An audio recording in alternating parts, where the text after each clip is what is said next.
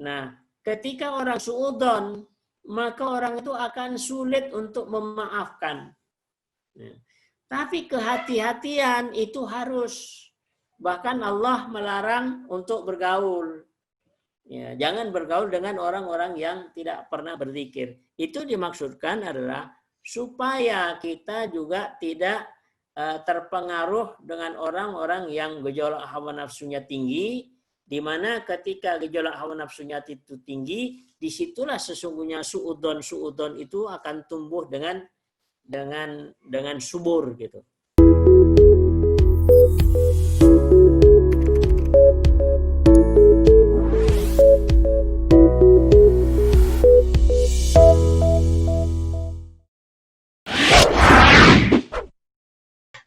Assalamualaikum warahmatullahi wabarakatuh. Waalaikumsalam. Terima kasih, Bah. Ini materi kita yang sangat bagus sekali. Saya mau bertanya begini, Bah. Antara persangka dengan kewaspadaan itu hati-hati, Bah. Sebab benar perbedaannya. Karena di sekarang ini kita kan apalagi dalam kehidupan sehari-hari, kita harus waspada terhadap ini. Contoh di ATM, kalau ada orang minta bantu, kita waspada. Takutnya kita dikibulin atau bagaimananya. Ada yang datang ke rumah kita, waspada atau hati-hati. Kemudian apakah persangka begitu tuh bagaimana juga, Pak? Apalagi sekarang ini ke negara, ada lagi orang mengatakan ada kan vaksin harus waspada atau jangan berpersangka kata pemerintah, jangan berpersangka dulu. Kami akan vaksin ini akan ini. Atau bagaimana juga, Pak? Maksud antara prasangka dengan kewaspadaan atau kehati-hatian, Bah. Terima kasih, Bah. Assalamualaikum warahmatullahi wabarakatuh. Waalaikumsalam warahmatullahi wabarakatuh. Baik, terima kasih Pak Rahmat pertanyaannya. Maka di sini kewaspadaan dan buruk sangka ini berbeda. Kewaspadaan ini harus kewaspadaan berhati-hati. Bahkan Allah sendiri untuk berhati-hati itu coba kita lihat di surat 18 ayat 28. Dan bersabarlah engkau Muhammad bersama orang yang menyeru Tuhannya pada pagi dan senja hari dengan mengharap keridhoannya. Dan janganlah kedua matamu berpaling dari mereka karena mengharapkan perhiasan kehidupan dunia. Dan janganlah engkau mengikuti orang yang hatinya telah kami lalaikan dari mengingat kami, serta menuruti keinginannya dan keadaannya sudah melewati batas. Jadi di sini adalah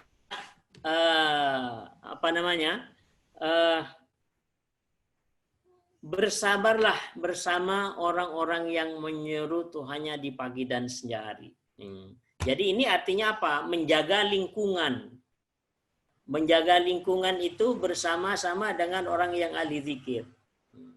Maka di dalam ayat ini Allah melarang jangan mendekat atau bergaul dengan orang-orang yang hawa nafsunya itu gejolaknya tinggi.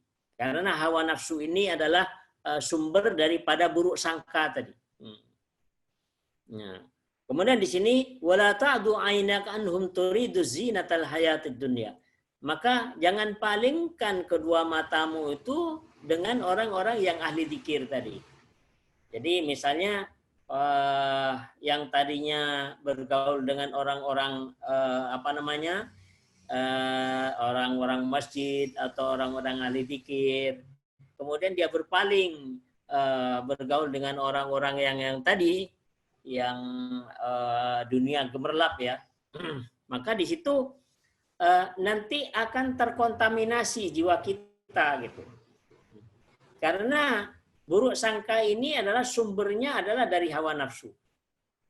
Sehingga di sini Allah menyatakan, di sini ada satu tindakan preventif namanya, tindakan pencegahan. Jangan bergaul dengan orang-orang yang tidak pernah berzikir kepada Allah. Jangan pernah bergaul dengan orang-orang yang hawa nafsunya. Jadi ini adalah merupakan satu tindakan pencegahan. Ya. Jadi Jadi kita bukan suudon, tapi ini perintah Allah ya, untuk tidak mendekat dengan orang-orang yang hawa nafsunya, gejolaknya tinggi, di mana hawa nafsu ini adalah sumber daripada suudon tadi. Jadi suudon itu sumbernya adalah dari hawa nafsu. Sehingga di sini Allah menyatakan bahwa caranya adalah harus mencegah, menghindar. Ya. Jadi kepada hal-hal yang semacam itu. Terus kemudian kalau tadi misalnya seperti apa virus tadi ya Pak Rahmat? Iya, khawatir, was-was. Ya artinya kita harus berhati-hati gitu, berhati-hati. Berhati-hati dengan suudon itu berbeda Pak. Gitu. Jadi menghindarkan diri ya, berhati-hati ya, itu harus. Ya. Tapi suudon tidak, karena maka hindari suudon itu. Karena suudon ini sesungguhnya akan menghalangi manusia untuk berbuat baik kepada manusia karena adanya suudon tadi. Maka hindari suudon itu. Nah, jadi ketika misalnya bersangka buruk kepada seseorang, maka akan menghalangi orang itu, katakanlah kalau tadi Allah memerintahkan wal kadhiminal ghaidh wal 'afina 'anil nas, menahan marah dan memberikan maaf kepada kesalahan manusia. Nah, ketika orang suudon, maka orang itu akan sulit untuk memaafkan. Nah, tapi kehati-hatian itu harus. Bahkan Allah melarang untuk bergaul. Ya, jangan bergaul dengan orang-orang yang tidak pernah berzikir. Itu dimaksudkan adalah supaya kita juga tidak terpengaruh dengan orang-orang yang gejolak hawa nafsunya tinggi, di mana ketika gejolak hawa nafsunya itu tinggi, disitulah sesungguhnya suudon itu akan tumbuh dengan subur gitu. Kalau kehati-hatian berbeda. Jadi kita berhati-hati ya. Nah, tapi kita tidak buruk sangka, tetap harus berbaik sangka. Bahkan kepada orang yang mencaci kita misalnya, tetap kita harus husnudzan. Coba kita lihat di surat 25 ayat 63. Adapun hamba-hamba Tuhan yang Maha Pengasih itu adalah orang yang berjalan di bumi dengan rendah hati. Dan apabila orang-orang bodoh menyapa mereka dengan kata-kata yang menghina, mereka mengucapkan salam. Dan orang-orang yang menghabiskan waktu malam untuk beribadah kepada Tuhan mereka dengan bersujud dan berdiri. Ya. Jadi di sini dikatakan wa ibadur rahmanil ladzina yamshuna 'alal ardi hauna wa idza khatabahumul jahiluna qalu salam. Jadi wa ibadur rahman yang menjadikan hamba ar-Rahman ya. Itu adalah hamba yang berjalan di muka bumi dengan rendah hati, artinya tidak sombong. Nah, kalaupun ada orang jahil yang menyapa mereka, ya, maka hamba ar-Rahman tadi tetap mengucapkan ucapan-ucapan yang mengandung keselamatan. Jadi bukan suudon. Jadi ketika orang lain melecehkan kita dilarang untuk suudon, berburuk sangka. Bahkan Allah memerintahkan supaya kita tetap keluarkan ucapan-ucapan yang mengandung keselamatan. Nah, itu. Coba kita lihat lagi di surat 3 ayat 120. Jika kamu memperoleh kebaikan, niscaya mereka bersedih hati. Tetapi jika kamu tertimpa bencana, mereka bergembira karenanya. Jika kamu bersabar dan bertakwa, tipu daya mereka tidak akan menyusahkan kamu sedikit pun. Sungguh Allah Maha meliputi segala apa yang mereka kerjakan. Ya. Jadi di sini katakan in tamsaskum hasanatun tasuhum Wa in tusibkum sayyi'atu yafrahu biha. Wa in tasbiru wa tattaqu la yadurrukum kaiduhum syai'a. Innallaha bima ya'maluna muhit. Jika kamu memperoleh kebaikan, niscaya mereka bersedih hati.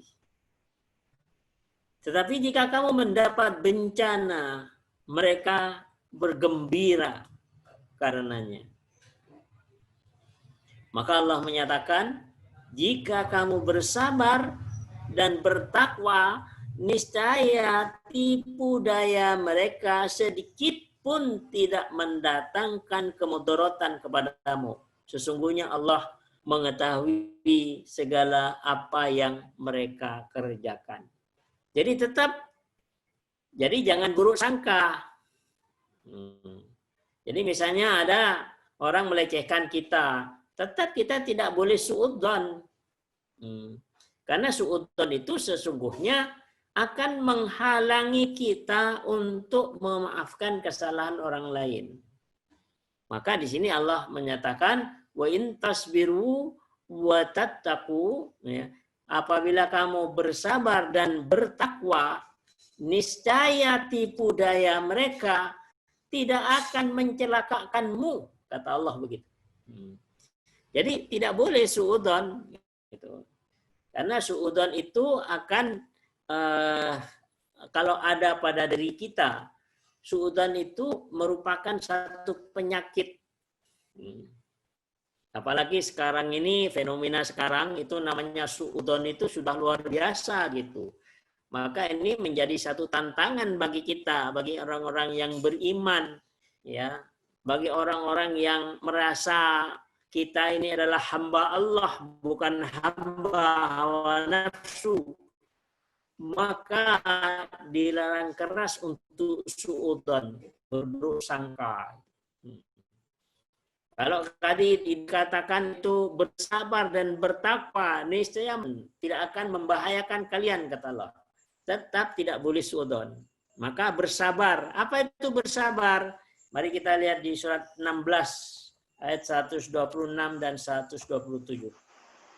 Dan jika kamu membalas, maka balaslah dengan balasan yang sama, dengan siksaan yang ditimpakan kepadamu.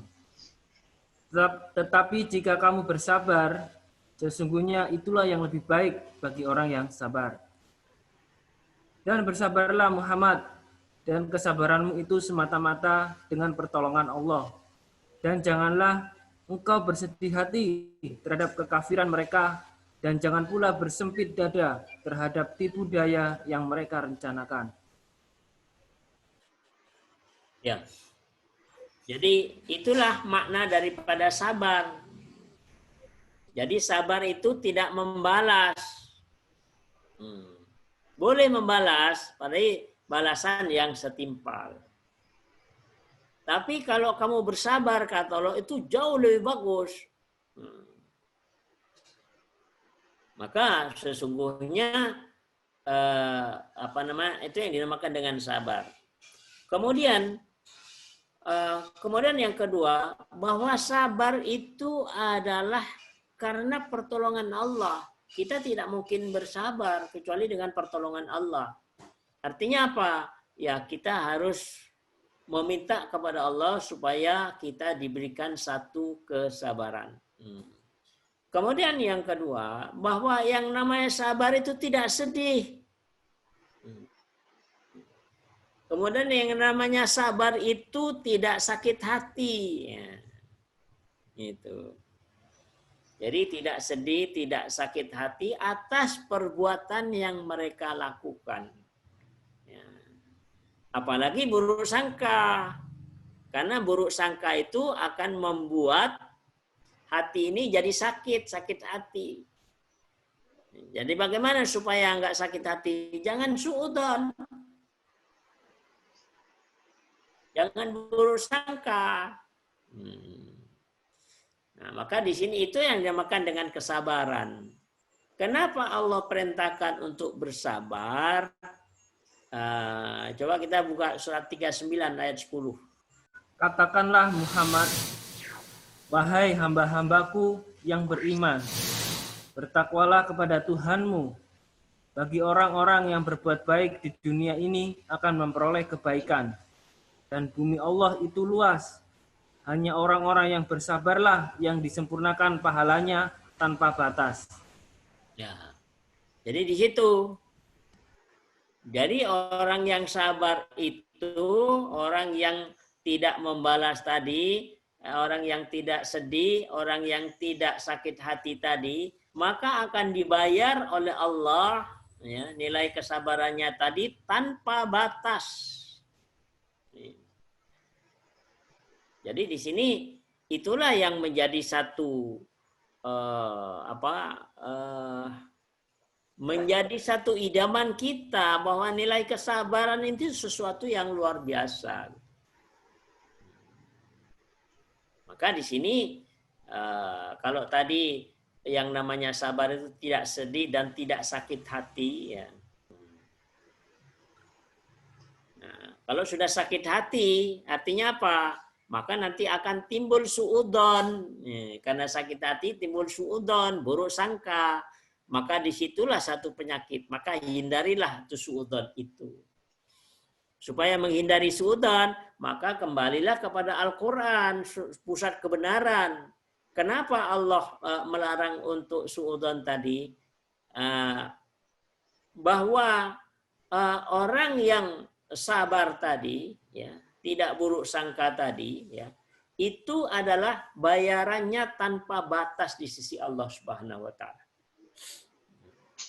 Sehingga suudon itu benar-benar merupakan satu penghalang. Ya, suudon itu adalah penghalang ketika kita mau memaafkan kesalahan orang lain. Suudon itu pula lah sebagai penghalang ketika Allah akan menurunkan petunjuk kepada kita, menurunkan cahaya ke dalam jiwa kita. Karena di dalam diri kita masih ada buruk sangka, maka itulah yang menjadi penghalang. Sehingga dengan demikian, suudon itu merupakan satu perbuatan yang sangat merugikan luar biasa. Kita tidak punya nilai di sisi Allah, sementara kita juga tidak akan mendapatkan petunjuk dari Allah Subhanahu wa taala. Maka hindarilah suudon itu tadi. Karena suudon itu adalah membuat orang akan menghilangkan rasa kesabaran. Justru dengan suudon buruk sangka tadi, orang akan mempunyai sifat pendendam, akan mempunyai sifat pendengki. Nah, pada akhirnya apa? Hidup sudah tidak punya nilai sama sekali. Semakin jauh dengan Allah Subhanahu wa taala dan kepada sesamanya akan semakin timbul satu permusuhan yang satu dengan lain karena adanya suudzon tadi.